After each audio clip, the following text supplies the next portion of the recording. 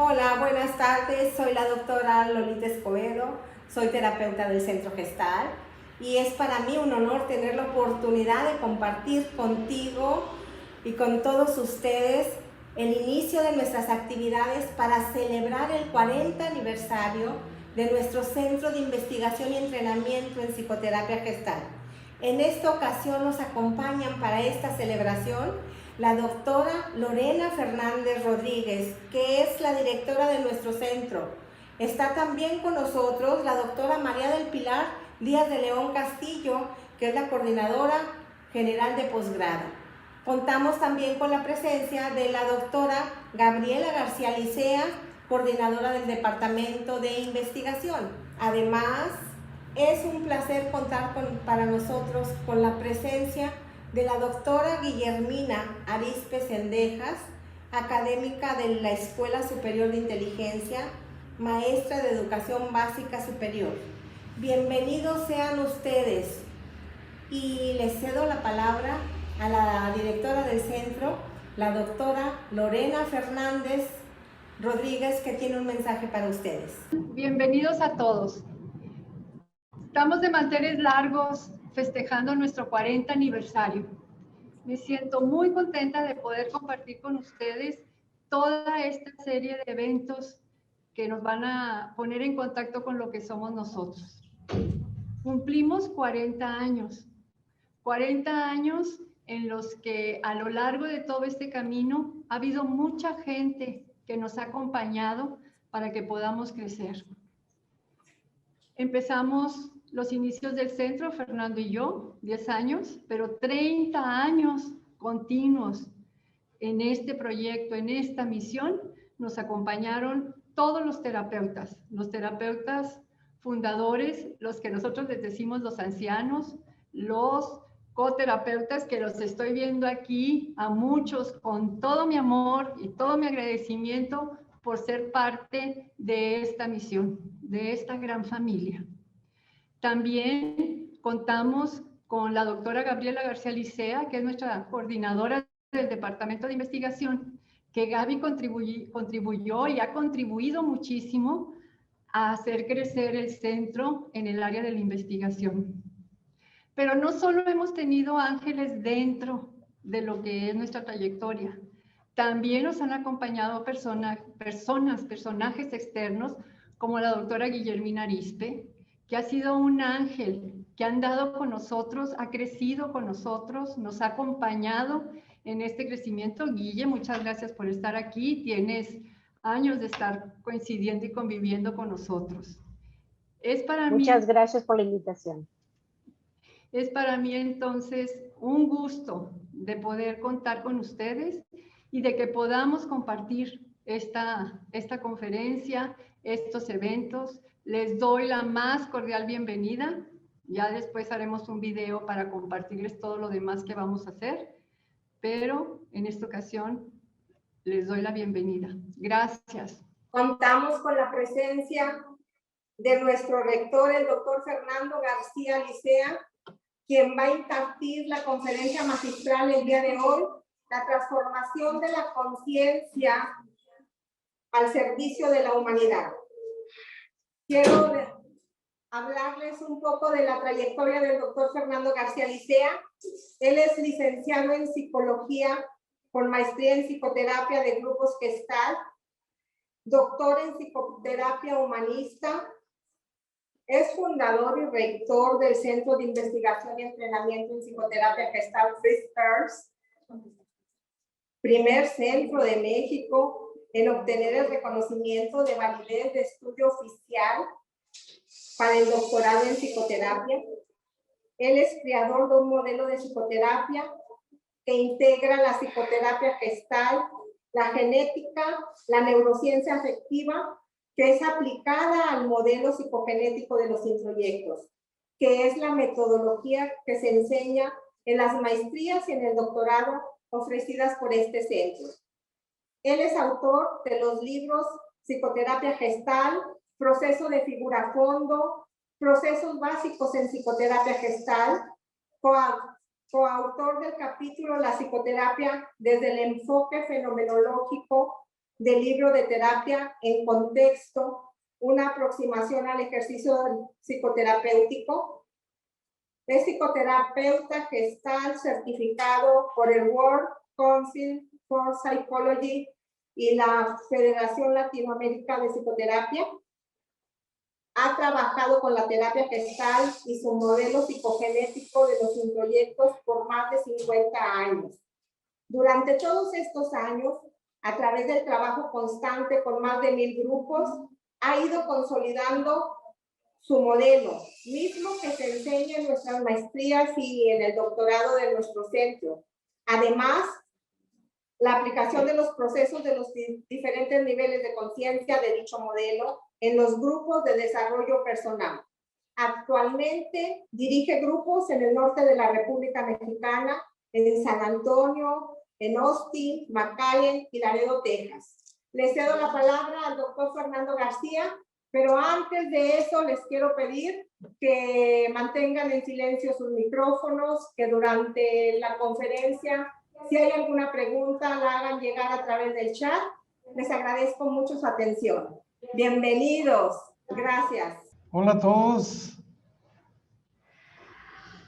Nuestros corazones siempre cerca, siempre juntos. Somos almas en búsqueda de crecer, de encontrar el camino para poder desarrollarnos como esos seres espirituales que somos. Bien, pues bienvenidas, bienvenidos todos. Y es un orgullo para mí estar aquí enfrente de todos ustedes. Casi los conozco más que bien a la mayoría, si no es que a todos.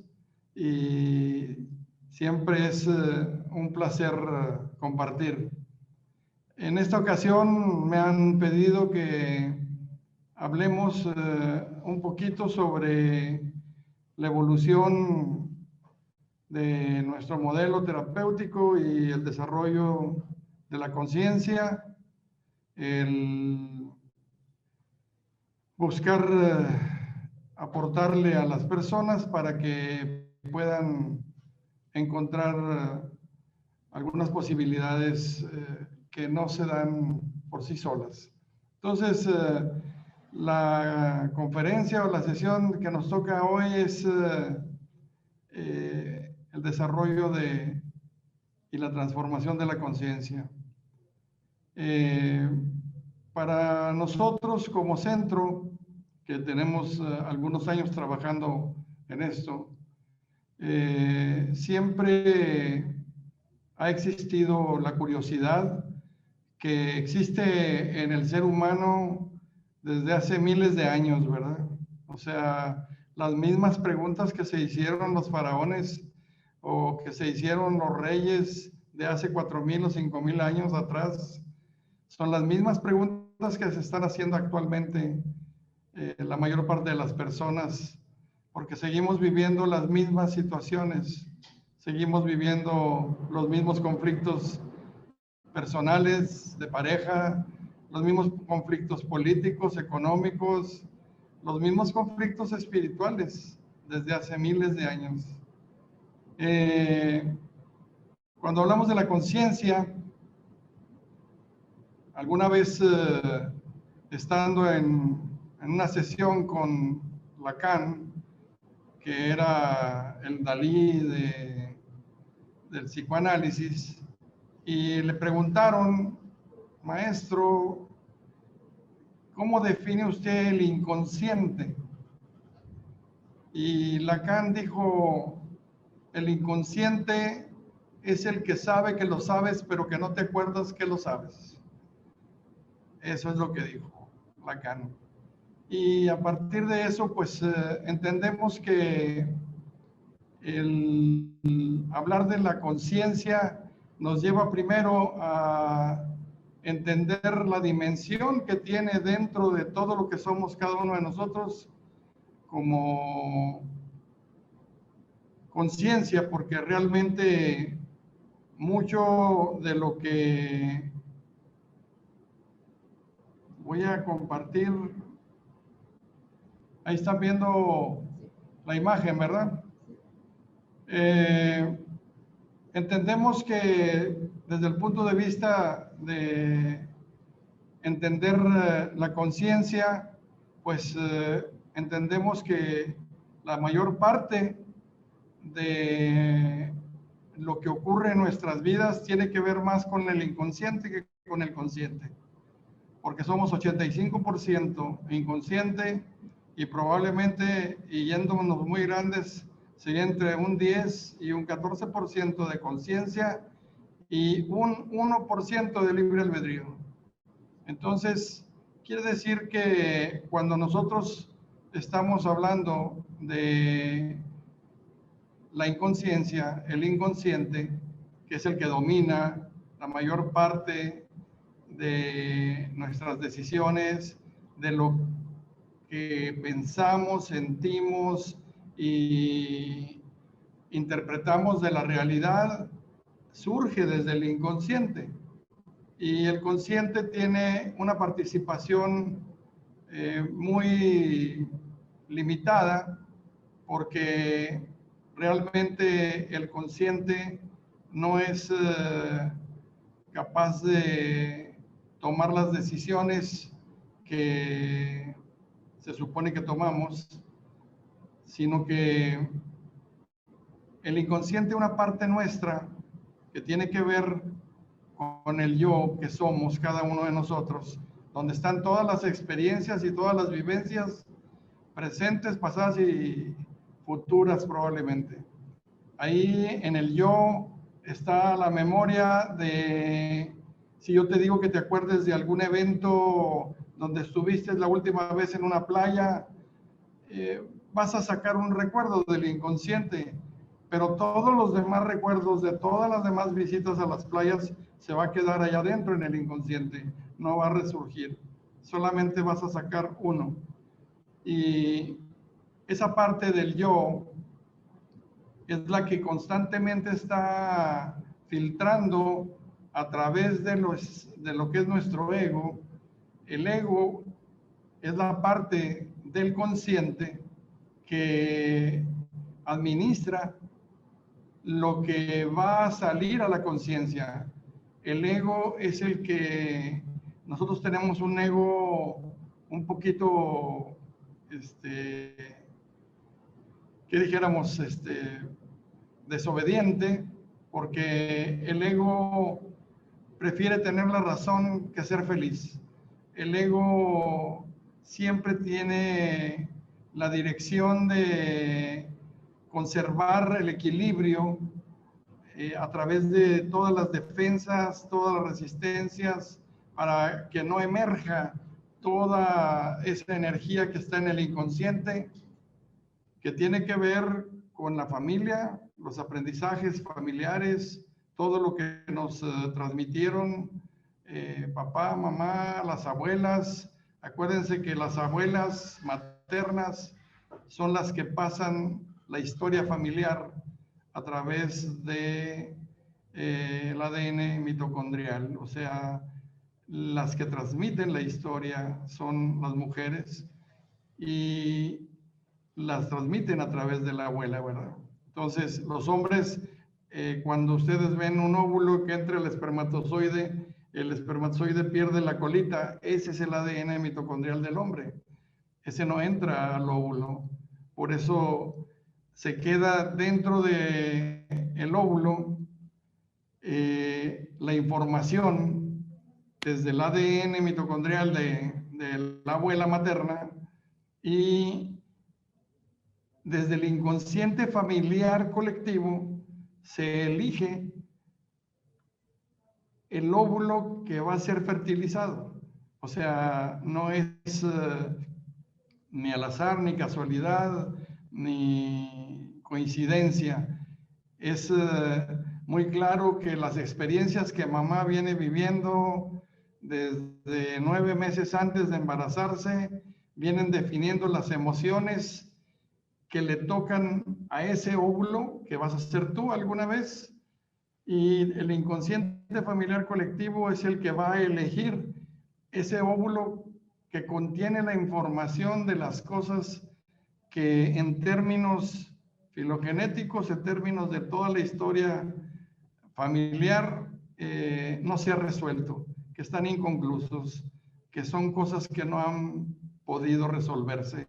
Y entonces ahora te toca a ti venir a enfrentar, resolver y trascender aquello que tus generaciones anteriores no pudieron hacerlo. Nosotros podríamos hablar de cómo desde que somos concebidos, en términos de lo que va a ser la conciencia. Acuérdense que las mujeres, o sea, nosotros nacemos todos doble X, y va a ser en el periodo entre la 9ª y 12ª semana que un pico de testosterona hace que se convierta una X en una y se va a hacer un hombre biológicamente. O sea, si el pico de testosterona es muy fuerte, pues sale un hombre, una Y fuerte, pero puede ser que la mamá esté tensa, esté enojada, esté triste, y que ese pico de testosterona no sea lo suficientemente fuerte. Y sí va a ser una Y, pero va a ser una Y medio no tan fuerte. Y puede surgir de ahí una persona con características de homosexualidad a nivel genético, ¿ok? O sea, neurológico, genético, a consecuencia de ese momento entre la 9ª y 12ª semana del desarrollo. Entonces, por otro lado, es a partir precisamente de la 12ª semana donde empieza a desarrollarse la parte del cerebro que alguna vez va a ser la que va a significar las emociones, el giro cinguli, y es en ese momento en el que de alguna forma los contenidos de la información que fue dada en ese óvulo va a elegir qué genes se van a aprender y qué genes se van a apagar epigenéticamente. O sea, tú puedes venir prendida en los genes paternos y se silencian los genes maternos. Tú puedes venir prendida en los genes maternos y se silencian los genes paternos. Y se activa entonces la historia de lo que tú vas a tener que resolver en esta vida. Claro, entonces nosotros estamos viendo cómo llegar a ese momento de llegar a tener esa conciencia, pues todavía le falta un camino por resolver, porque hay que resolver antes muchas cosas antes de llegar a poder ponernos en contacto con lo que va a ser posteriormente nuestra misión personal. Decía Jung, si tú puedes descubrir, enfrentar, resolver y trascender tu inconsciente, vas a ser libre. Pero si no quieres hacer nada y dejas que el inconsciente se manifieste, vas a pensar que es tu destino, que es tu karma, ¿verdad? O sea, pero sabemos que el destino existe, pero podemos aportarle al destino y cambiarlo. Podemos hacer que epigenéticamente puedan cambiar muchas cosas. Pero retomando el asunto de la fuerza que tiene en nosotros, por ejemplo, en la actualidad, la cultura, en el inconsciente, o sea, tú tienes una manera de pensar, una manera de evaluar la realidad, y sin embargo, pues en este momento la cultura está determinando desde el inconsciente qué puedes y qué no puedes, hasta dónde puedes llegar, qué cosas vas a vivir, cómo las vas a vivir. El inconsciente recibe la información porque dentro del proceso cultural inconsciente están los valores que prevalecen en ese momento, y los valores son los que nos permiten negociar la realidad. Tenemos el sistema general en el que vivimos, el sistema político o el sistema social en el que vivimos, también determina mucho hacia dónde va la conciencia. O sea, porque desde obedecer el sistema, pues vamos a pensar nosotros en México o en Estados Unidos o en China o en algún otro país que tú conozcas, pues es obvio que el sistema determina, independientemente de la conciencia que tú puedas tener, no vas a poder ejercer, no vas a poder hacer lo que tú quieres, porque el sistema impone sus reglas. Ahorita es muy fácil que nos digan, se cierra todo, se abre todo, son vacaciones, hay que gastar dinero, pero luego va a haber otra vez otro contagio y vamos a volver a cerrar todo. Y el sistema nos está controlando e inconscientemente no nos podemos rebelar al sistema.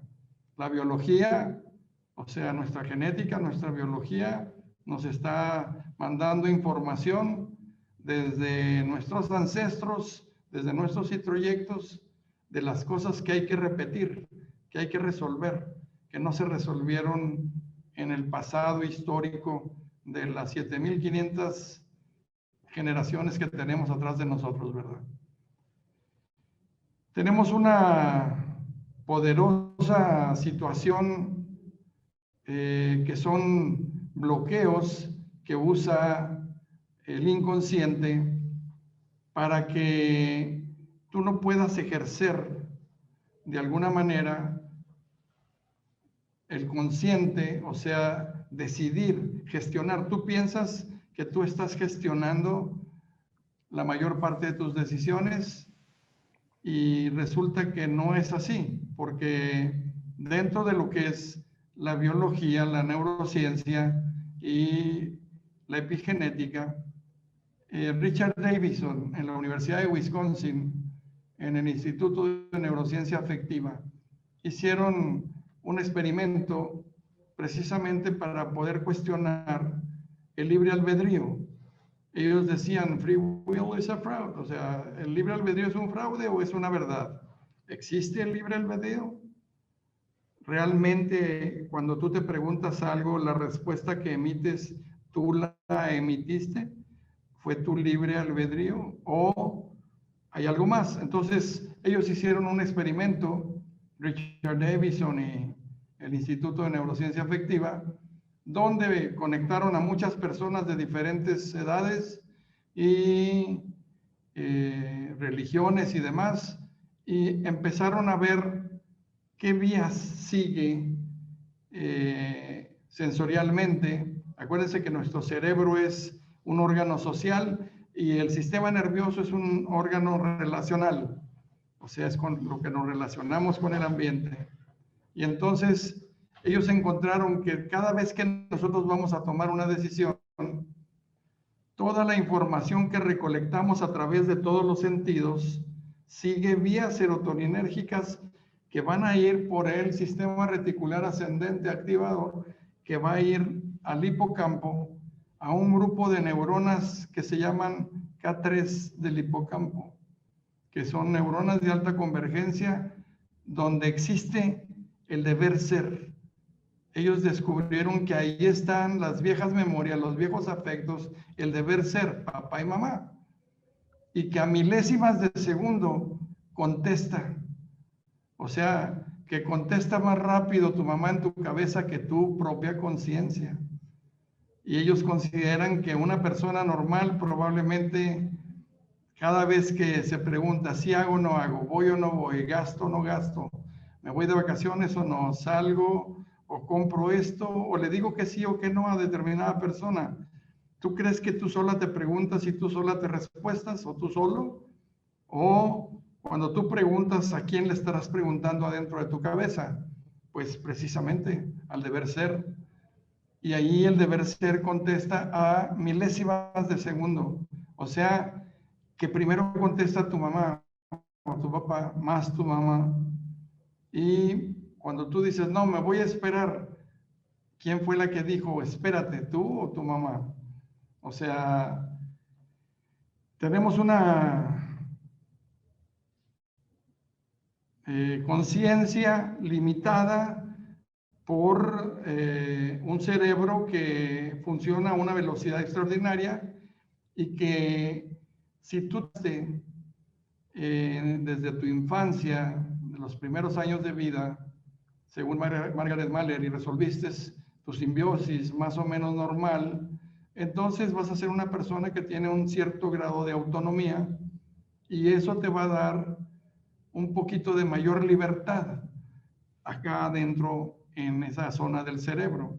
Diríamos que una persona normal entre nosotros sería 60-40, 60% de tus decisiones las toman papá y mamá y tus generaciones anteriores, y 40% probablemente nosotros.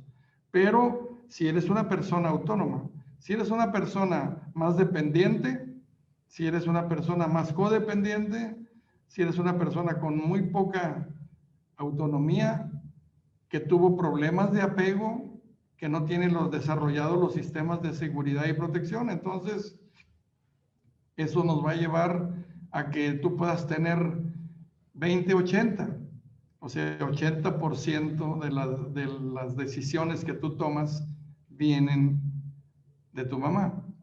¿Qué hace que en una pareja una gran cantidad de mujeres en el presente paternan y una gran cantidad de hombres maternan? ¿A qué crees que se deba? Pues precisamente a que quien está tomando las decisiones no eres exactamente tú, sino que viene de ese patrón en el cerebro. Pero aún más, o sea, estoy exponiendo para que veas cómo hablar del consciente no es tan simple para nosotros. Es a lo que nos dedicamos, a trabajar precisamente para liberar a las personas de esa atadura a el no poder avanzar en resolver el inconsciente. O sea, el cerebro crea la mente, el ego, y la mente a través de los pensamientos crea 4 bloqueos que nos impiden de alguna manera ejercer la conciencia con libertad.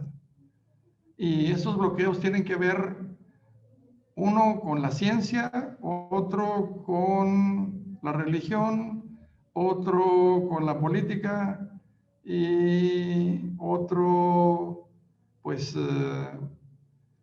generalmente el dinero, las finanzas son el 4º elemento. Desde el punto de vista de educación, siempre que tú quieres tomar una decisión, va a aparecer qué crees que hace ese ego con tu autoestima cuando tú quieres hacer cosas y te dice, no sabes lo suficiente. Cuando tú quieres tomar decisiones y no tienes toda la información, siempre aparece ese bloqueo para la conciencia. Es que no sé lo suficiente. Y si es la política, te dice, es que no puedes, las reglas, las leyes, tú no puedes hacer lo que tú quieres, salir sin máscara, salir a la calle sin protección, entrar a una tienda sin máscara, teniendo la edad que tengas, te van a decir, hey, ¿a dónde va, amigo? Bueno, enséñeme su IFE para saber cuántos años tiene. Y te van a echar para afuera porque no tienes la edad. Y no vas a poder hacer nada. Te van a decir que no puedes entrar porque políticamente está prohibido. Y si es la religión, te va a decir, es que no debes ser así. Tú no debes de cambiar, porque si cambias la gente no te va a querer. Si así como eres, no te quieren, ahora cambiando menos, ¿ok? El inconsciente desde la parte del ser te dice, si la gente te conociera realmente como eres, se me hace que no te iban a querer. Si tú te mostraras honestamente como tú eres, probablemente tendríamos muchos problemas. Y desde la parte financiera, pues no me alcanza, no puedo, no tengo. Entonces, todo el tiempo, las decisiones que estamos queriendo tomar es alrededor de estos 4 bloqueos que hacen que utilice el ego, porque acuérdate que el ego controla la estructura del deber ser. El ego quiere hacer lo que él quiere. Al ego no le importa tu felicidad, a tu ego no le importa tu salud o tu bienestar o lo que sea. El ego quiere tener la razón, quiere que tú respondas a la estructura desde el deber ser. Por eso el hemisferio izquierdo siempre está conectado al ego. El hemisferio derecho siempre está conectado a la parte emocional, que es la que se conecta con el inconsciente familiar colectivo. Nosotros nos conectamos al inconsciente desde el hemisferio derecho. Y es donde podemos acudir para poder tratar de transformar lo que queremos en la realidad. Nosotros hemos desarrollado este modelo desde hace más de 40 años y hemos trabajado con mucha gente en muchos grupos, y siempre entendemos que desde el punto de vista de la psicoterapia, si nosotros queremos, y ustedes ven acá en el lado izquierdo esta flecha que sube, que es desde el nivel 0 de conciencia hasta un nivel de conciencia más elevado. O sea, si nosotros queremos hacer que las personas crezcan en conciencia, tienen que resolver estos niveles de psicoterapia. O sea, tú no puedes ascender leyendo libros o asistiendo a seminarios o meditando nada más, porque hay muchas cosas que están implicadas en las experiencias que nos transmitieron, en las cosas que están estructuradas y programadas y que están puestas en nosotros, inclusive a nivel de enfermedades, y que nosotros necesitamos aprender a resolver. Y hemos dividido precisamente en este tiempo, en este cono que ven aquí, para poder avanzar a un primer nivel de conciencia. Tenemos un primer nivel en el cual vamos a trabajar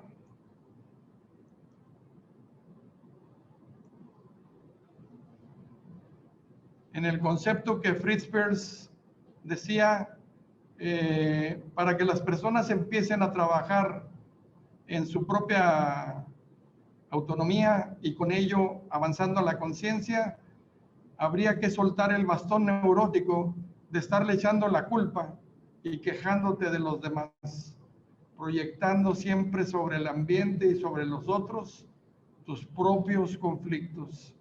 Y entonces, el primer nivel, hay que enseñar a las personas. Una de las grandes aportaciones que hizo Fritz Perls a la psicoterapia Gestalt es el proceso de proyección polaridad. Y es precisamente el llevar a las personas a que puedan instalar a través de los cursos y de los procesos con los que trabajamos, para que puedan descubrir quién soy yo, quién eres tú, quién soy yo, quiénes son los demás, quién es el mundo, y empezar a recuperar a través de recuperar proyección y otros procesos, y soltar el bastón neurótico, donde yo empiezo a asumir la responsabilidad por lo que permito, por lo que provoco, por lo que dejo que sea, por la tolerancia o por pretender, el pecado favorito del diablo, pretender que no hay un problema donde sí lo hay. Entonces empiezo a asumir mi responsabilidad, pero casi por flotación, al ir resolviendo esta primera parte y adquiriendo los recursos de este primer nivel, subiendo el nivel de conciencia, aparece una segunda capa en la que aparece esa parte de nuestro cerebro, que es el deber ser, donde está todo el deber ser de papá y mamá. Y entonces la pregunta es, ¿cuánto soy papá? ¿Cuánto soy mamá? ¿Y qué de eso me sirve? ¿Y qué de eso no me sirve? ¿Y qué de lo que mamá me transmitió? ¿Y qué de lo que papá me transmitió me va a poder dar la oportunidad de desarrollar mi propia autonomía y mi propia conciencia? Y entonces tenemos que trabajar con ese padre y con esa madre, porque el conflicto no es con papá y mamá allá afuera, en carne y hueso. Nuestro conflicto es con papá y mamá que tenemos aquí adentro, porque son los que siguen tomando decisiones aun cuando ya estén muertos. Ellos siguen decidiendo qué sigue para ti. Y entonces tenemos que trabajar el concepto completo de lo que es la figura del padre para poder resolver el introyecto paterno y poder ascender al siguiente nivel de desarrollo terapéutico y de la conciencia. No puedes brincarte. Uno de los principios de la psicoterapia gestal es que para que nosotros podamos avanzar, tenemos que encontrar dónde allá y entonces, en el fondo, están esas experiencias inconclusas, esas gestalt inacabadas, esos conflictos de niño herido que tenemos y que tenemos que trabajar con ellos para cambiar y resolver los significados y con eso mejorar la experiencia.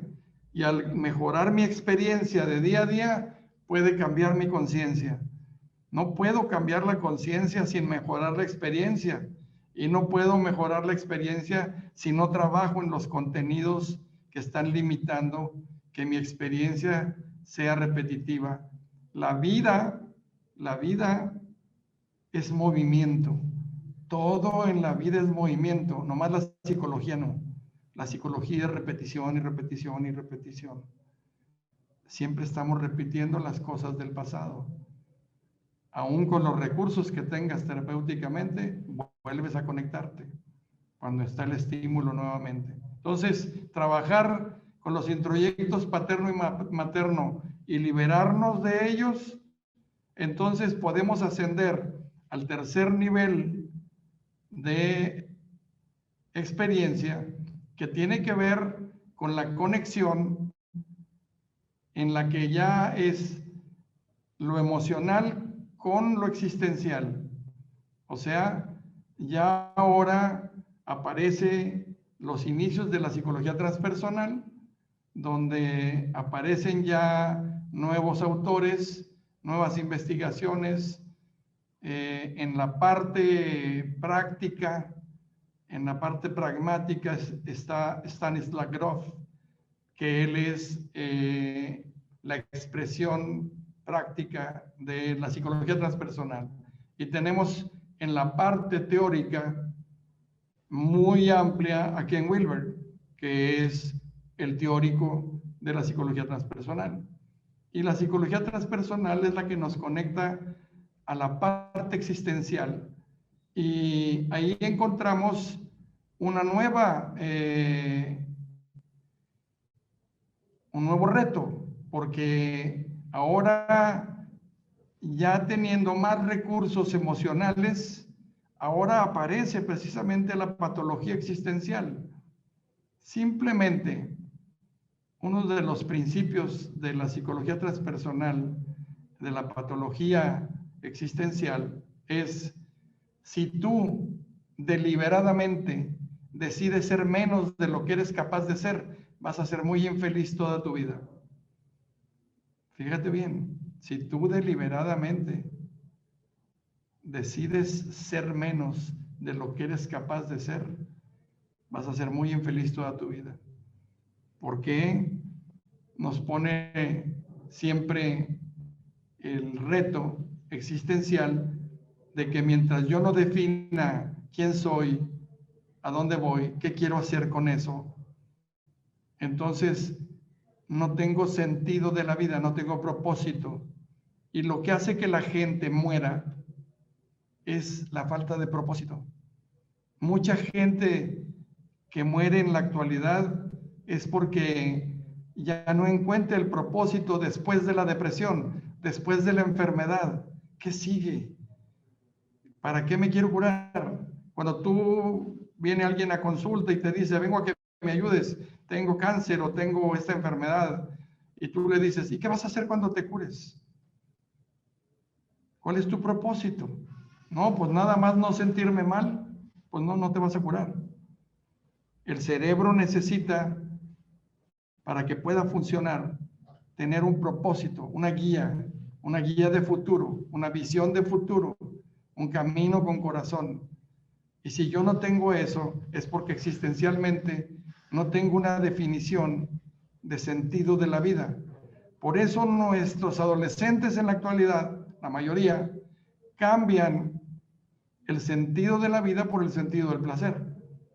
Porque realmente, si nosotros nos ponemos a pensar en la conciencia de nuestros adolescentes, no digo los millennials, los centennials, los más jóvenes, ¿cuál es el futuro? ¿Cuál es el futuro? Dime. Antes les podías decir, ve a la universidad y vas a ser alguien y vas a trabajar y te vas a casar y vas a ser muy feliz. ¿Le puedes decir eso ahorita a tus hijos? ¿Estás seguro que se los vas a cumplir? ¿Hay una visión de futuro real? ¿O es mejor vivir todo intensamente? No le hace que me muera pronto. O sea, la falta de sentido de la vida hace que tomen muchos riesgos los muchachos y las personas en general. La gente que no tiene un propósito para vivir, entonces va a pagar el precio, porque el cerebro va a tener un conflicto. Cuando tu cerebro no está recibiendo la información de esa guía, de esa visión de futuro, de ese propósito, entonces el cerebro se empieza a disminuir, empiezan a disminuir las interconexiones, porque es solamente que el cerebro produce neuronas nuevas a través de un propósito y de emociones positivas. ¿Cómo voy a poder crear una conciencia si no tengo un propósito?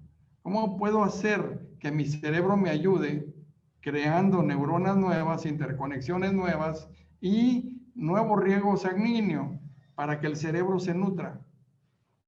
No importa la edad que tengas. Es muy importante entender que nuestro cerebro, ustedes imagínense, nosotros tenemos 200 gramos de glucosa en sangre a diario. 200 gramos de glucosa en sangre en el torrente sanguíneo. 135 de esos 200 gramos los usa el cerebro. Es el órgano más chico y el que más glucosa utiliza.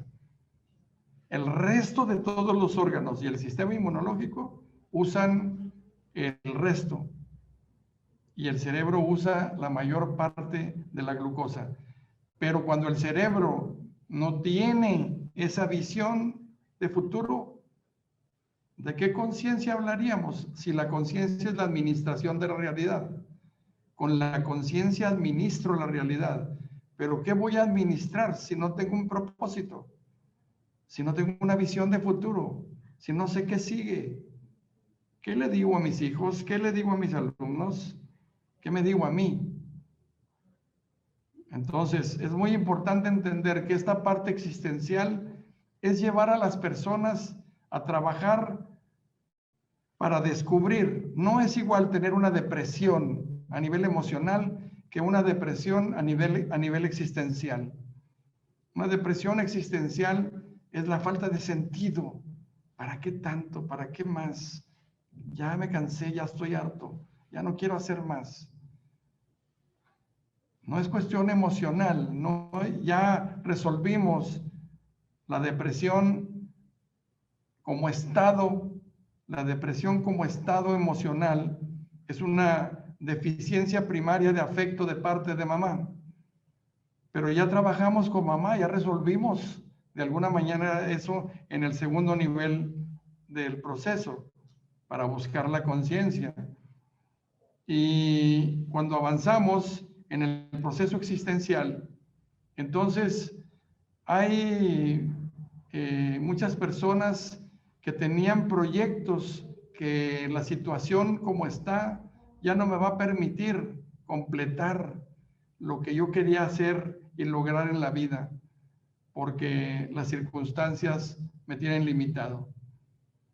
Y entonces aparece en muy pocas personas, pero aparece en la mayoría de nosotros, cuando vamos resolviendo y vamos encontrando nuevamente el propósito, quién soy yo, a dónde voy, qué quiero hacer con esto que soy, y me vuelvo a conectar a la vida, entonces avanzo en el nivel de conciencia y avanzo al siguiente nivel terapéutico.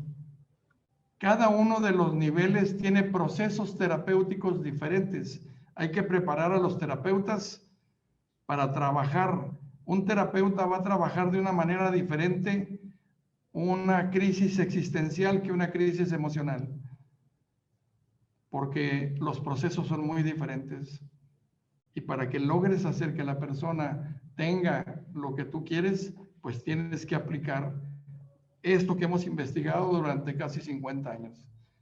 Cuando entramos al cuarto nivel de desarrollo de la conciencia y de nivel de intervención, acuérdate, nivel de intervención terapéutico para aumentar la conciencia. La conciencia no se va a transformar, insisto, porque te pongas a meditar 24 horas diarias. No, no, no. La conciencia, la dificultad está al servicio de la evolución. Y la única manera en que la conciencia puede crecer es evolucionando. Y para evolucionar hay que enfrentar lo difícil, porque enfrentar y resolver lo difícil nos ayuda a nosotros personalmente y nos ayuda en el proceso colectivo. Ayudamos al proceso colectivo también. La vida nos confronta con las dificultades para romper con esa repetición del pasado y abrirnos al presente como es, como está, como soy, como estoy, con lo que tengo, con lo que está ahorita, no con lo que yo quería, no como yo quería estar. Necesito replantearme que hay cosas nuevas, hay maneras nuevas de hacer las cosas y que esa realidad que teníamos hace un año ni existe ni volverá a existir. Tenemos que ajustarnos y abrirnos a esta nueva realidad. Cuando entramos al cuarto nivel de intervención para aumentar la conciencia, entonces nosotros entendemos que hay que conectar a las personas, dejar de ser yo, mi, mío, porque ese es el primer nivel de conciencia, mi casa, mi carro, mis hijos, mi dinero, mi familia, yo, mi, mío, todo es yo, mi, mío. Siempre te refieres a tus cosas como mi familia. ¿De quién son los hijos? Míos, ¿verdad? Este intervino y no muy bien, pero ahí intervino, ¿verdad? Pero de quién es el carro, de quién es la casa, de quién es las cosas mías. Pero cuando descubres el segundo nivel, encuentras el tú, el yo, tú. Y luego el tercer nivel es el yo, nosotros. Existe un nosotros, porque es el nivel existencial. Es donde yo acepto que existen otras personas a mi alrededor y que lo que yo hago influye en su desarrollo. Y cuando entro a ese cuarto nivel, es la conexión existencial espiritual.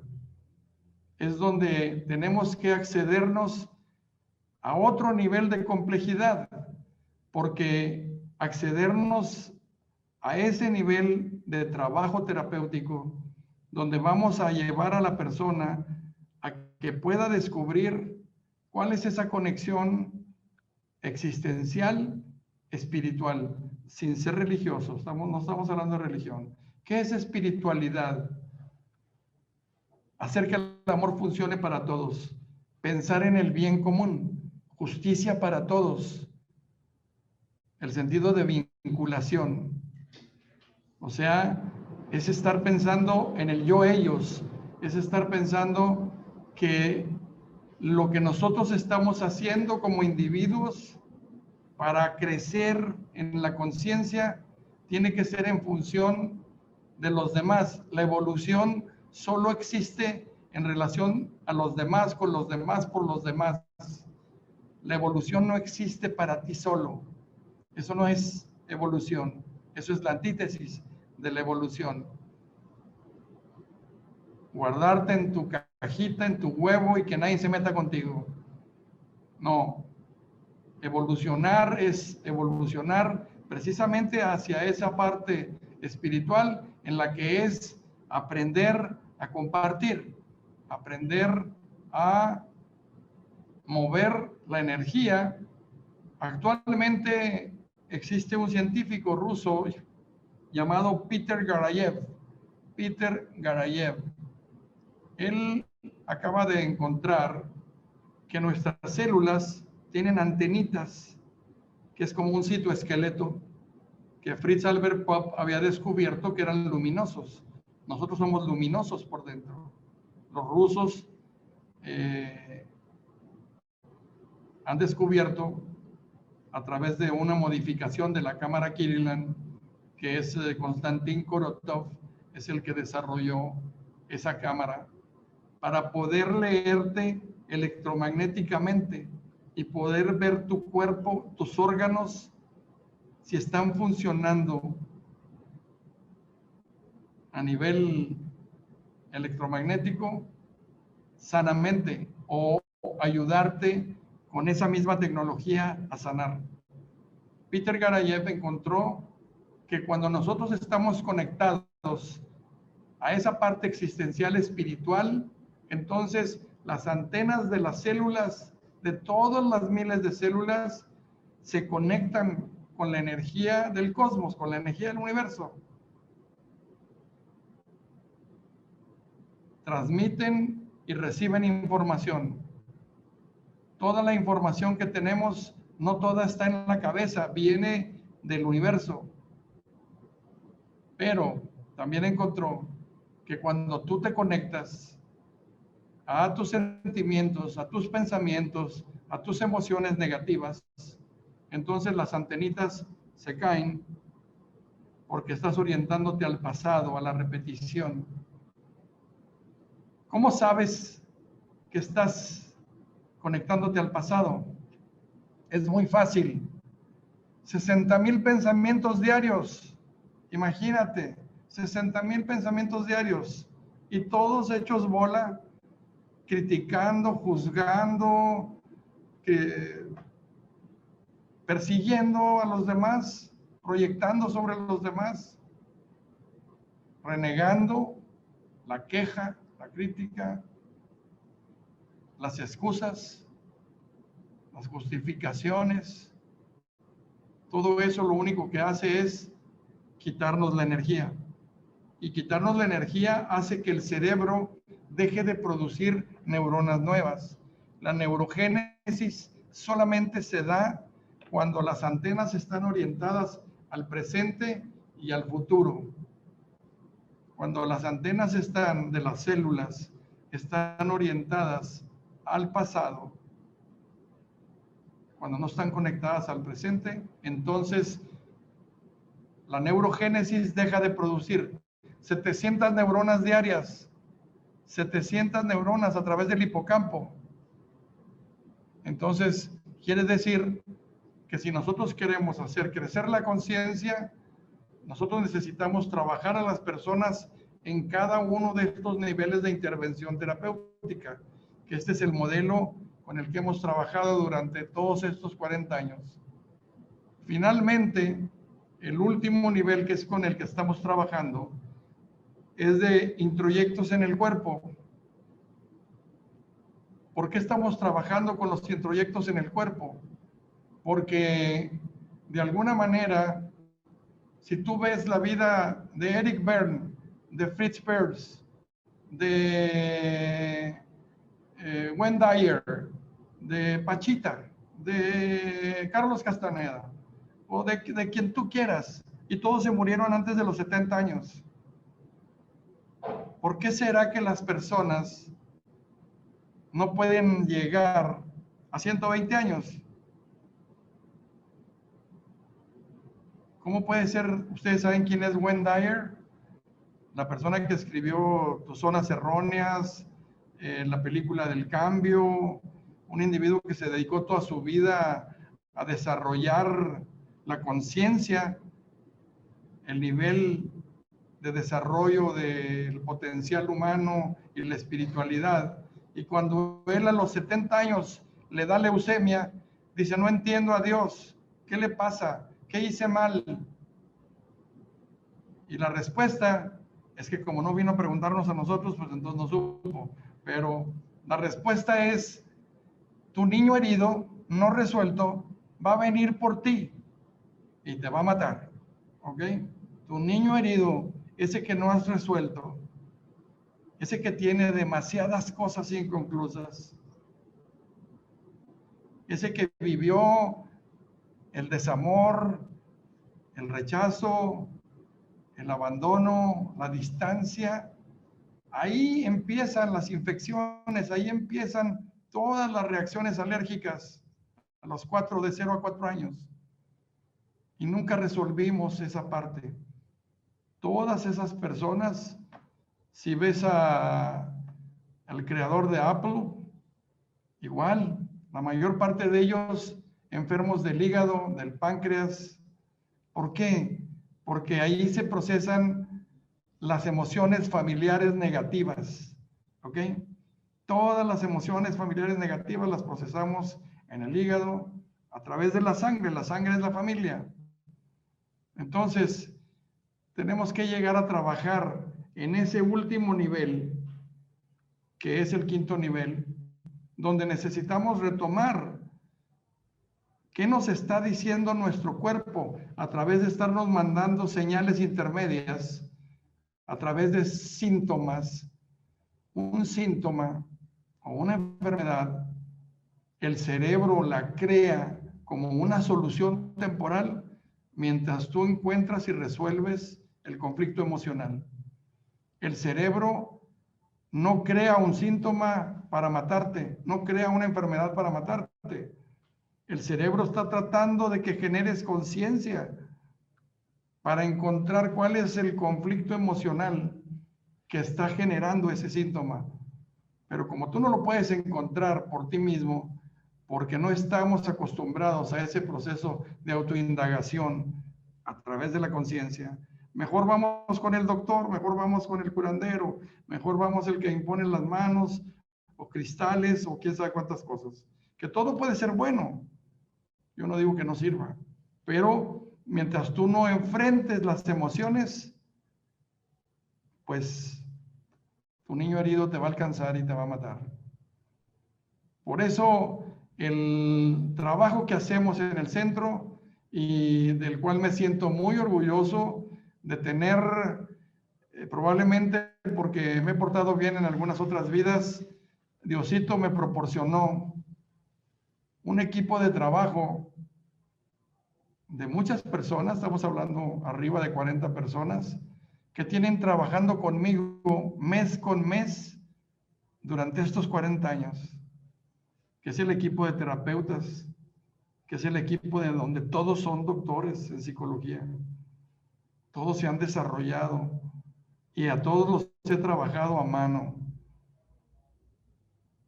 Y entonces ahí es donde vemos qué afortunado soy, qué afortunados somos de tener un equipo dispuesto a seguir descubriéndose, a seguir probando, a seguir tratando. ¿Qué significan estos síntomas? ¿Qué significan estas enfermedades? y buscar resolverlas desde allá y entonces, utilizando los recursos de la conciencia. Otra vez, la conciencia no va a crecer mientras tú no vayas cambiando los significados y cambiando tu experiencia en la realidad día con día, para que tú puedas llegar a ese nivel de conciencia en donde tú puedas totalmente gestionar cualquier emoción. No es lo que te pasa, sino las emociones que eliges para pasar a través de lo que te pasa. Pero esa capacidad de autogestión no es sencilla, no se da en automático. Tenemos que trabajar en ella y hay muchas cosas que hay que trabajar para soltar. Pues este es en sí el proceso que nosotros hacemos para transformar la conciencia, que no es, como digo, la simple idea de llevar a las personas a conectarse con mantras y con toda esa parte que sí sirve, insisto, todo. Alguna vez en un grupo le preguntaron a Stanislav Grof, ¿cuál es la mejor terapia, doctor? Usted, psiquiatra, inventor de la respiración holotrópica para trabajar el niño herido, precisamente. Y entonces Grof contestó, no hay mejor terapia, todo depende del terapeuta, todo depende del nivel de vibración y energía del terapeuta, porque un terapeuta con un buen nivel de vibración y energía te puede hacer bien con cualquier terapia, pero al revés igual, un terapeuta que no tenga crecimiento personal, que no haya trabajado en sí mismo y tenga un bajo nivel de vibración, con cualquier terapia te va a hacer garras. O sea, no es cuestión de cuál terapia es la mejor. La gente se cura en lo que cree. Todas las terapias funcionan. El mundo se rompe en géneros. Entonces, todos tenemos oportunidad de utilizar nuestros propios recursos personales, pero tenemos que trabajar en nosotros. No podemos brincarnos ese paso de decir, no, pues yo ya trabajé, yo ya voy acá arriba en lo intelectual. Necesitamos bajarnos a trabajar porque hay que hacer por mí. El primer paciente, el paciente más importante que la vida te va a poner por delante, velo en tu espejo mañana en la mañana, ¿ok? Ese es el paciente más importante, tú. Te ves en el espejo y pregúntate, ¿verdad? Si estás viviendo o estás pretendiendo vivir. Si estás esperando, dime qué estás esperando y te voy a decir qué estás dejando de hacer. Entonces, pues, en general esto es así la idea de el proceso de transformación de la conciencia. Ahora sí, hay un moderador para preguntas.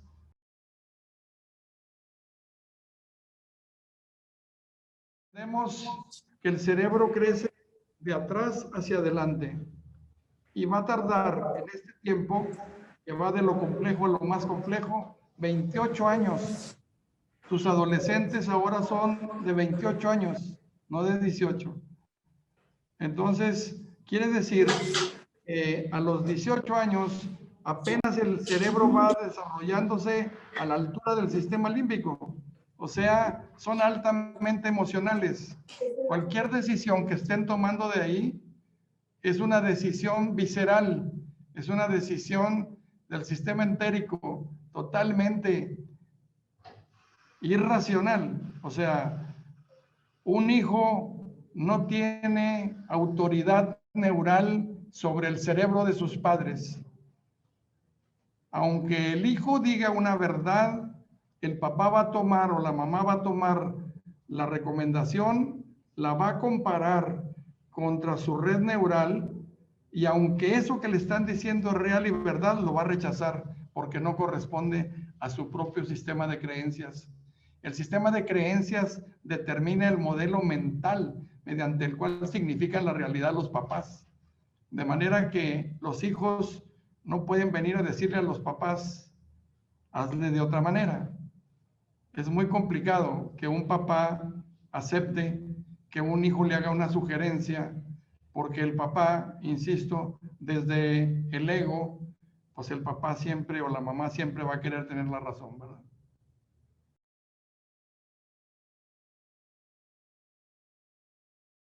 Es complejo porque para nosotros como papás, o sea, todos los papás en general, es muy raro que no sea así, todas las mamás, lo que están haciendo, por eso es tan poderoso después poder quitar eso, todas las mamás siempre hacen las cosas queriendo lo mejor, con mucho amor y esperando que salga bien, aunque no sea cierto, pero tiene tanta fuerza eso, que una mamá siempre piensa que lo que está haciendo es lo mejor. Un papá siempre va a pensar que lo que está haciendo es lo mejor.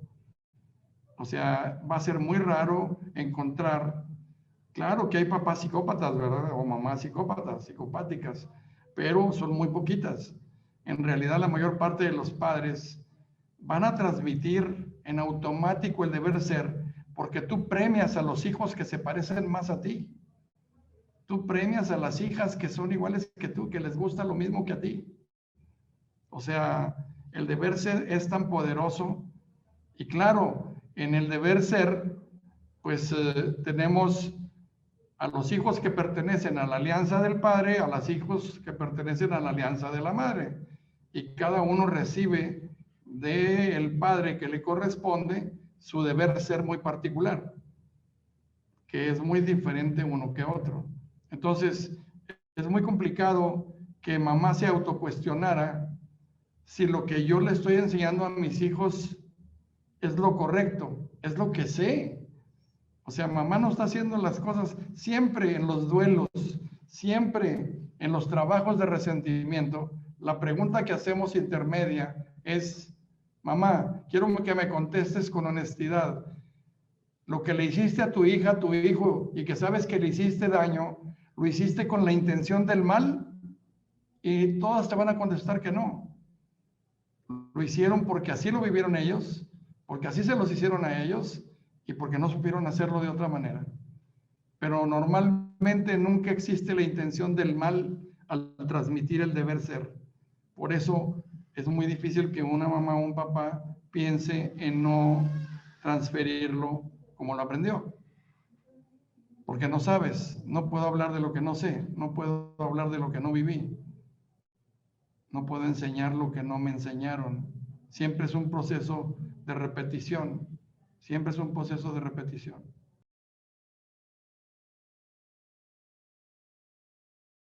Para nosotros, los valores son universales y pasan a la cultura, de la cultura pasan a la sociedad, de la sociedad a la familia, de la familia a los hijos.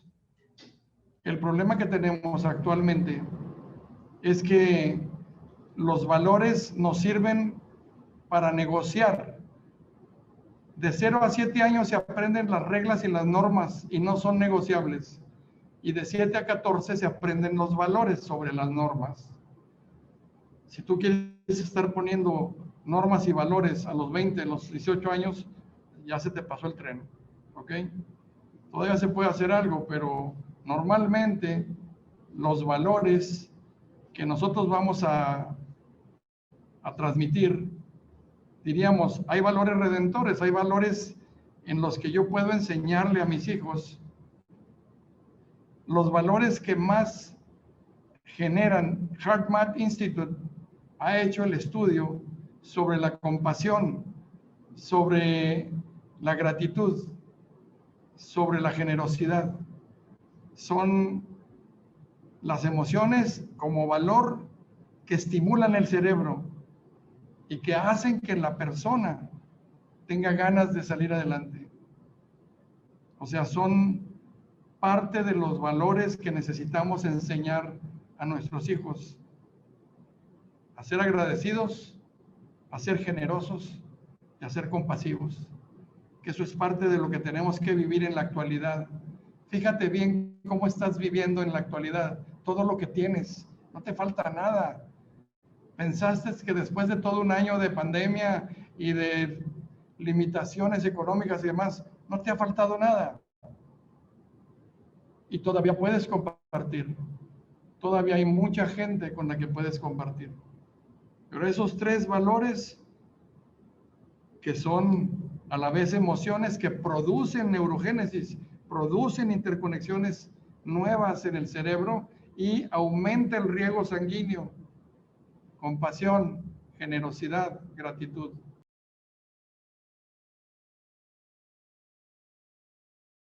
Está demostrado también por los rusos que sobre todo las mamás tienen una interconexión con sus hijos y mamá está generando constantemente ese campo toroidal desde su corazón, donde está emitiendo una frecuencia que está transmitiendo para sus hijos orden, ¿ok?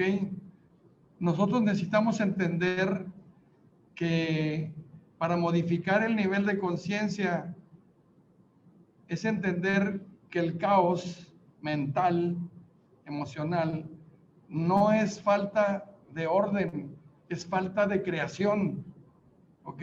El caos no es falta de orden, es falta de creación. ¿Qué necesitamos enseñarle a nuestros hijos? A crear. Aún en circunstancias como las que estamos viviendo, es posible crear nuevas situaciones, nuevas maneras de hacer las cosas. Enseñarles que lo que están viviendo y haciendo vale la pena. O sea, tenemos que estimularlos. Es a través de ti como ellos van a cambiar. No diciéndoles y no lo ven en ti. Ellos no van a hacer nada que tú no puedas hacer. Ellos no van a recoger su cuarto si tú no recoges el tuyo. Si tú le dices arregla tu closet y vamos a ver tu closet y lleno de zapatos y bolsas por donde quiera, pues claro que tus hijos no van a arreglar nada, ¿ok? O sea, siempre será a través del ejemplo. Es la mejor manera de enseñarle a mis hijos, es enseñarles justamente eso, a crear. Acuérdate, el caos no es falta de orden, es falta de creación. Y lo que necesitamos para ordenar ese caos mental y externo es creando nuevas posibilidades. Siempre el presente está abierto a nosotros, a nuevas posibilidades. Todo depende de nosotros. Esta nueva generación, vamos a pensar que esta prueba que nos está poniendo la inteligencia divina, la energía es inteligente y nos está poniendo esta prueba de vivir este momento histórico para cambiar, para transformarnos en personas más empáticas, en personas más generosas, en personas con más humildad. Este momento que estamos viviendo, contrario a lo que está pensando mucha gente, es un momento extraordinario para poder enseñarle a nuestros hijos estas habilidades emocionales. Hacerlo a través del ejemplo. ¿Ok?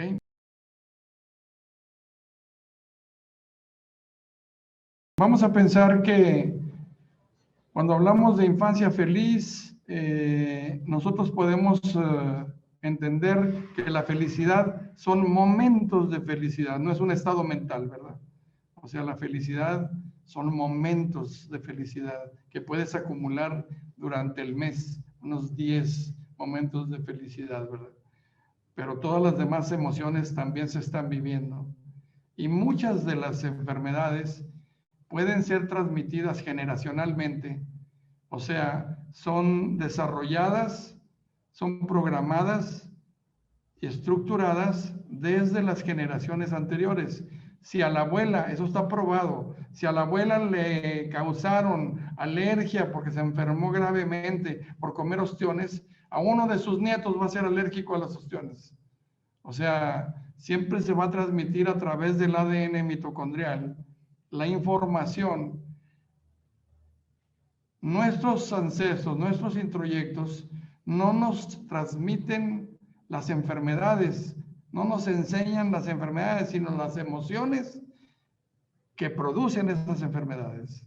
Eso es lo que nos transmiten las generaciones previas.